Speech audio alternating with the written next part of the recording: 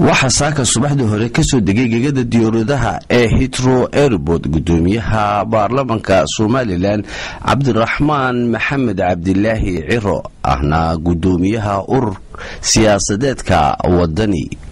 iyadoo ay halka ku soo dhaweeyeen shacab weyne aad u balaalan oo Somaliland mas'uuliyiin ka tirsan ururka wadani taageerayaasha ururka wadani ee ku dhaqan UK qataba mar ay saxaafada uga warramay socdaalkiisan waxa kamid ahaa hadaladiisii sida tan jaariyada uga warramo iyo taageerayaashaba xaaladda guud ee wadanka iyo sidii urur ahaan aan u galayno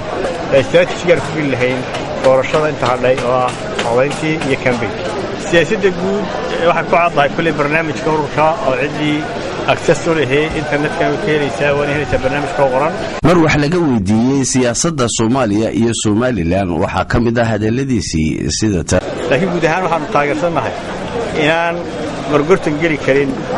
midnimada qadiyadda Somaliland iyo istaageedu laakiin wadamada aan jaarka nahay ee Soomaaliya kamid tahay wixii dana laga wada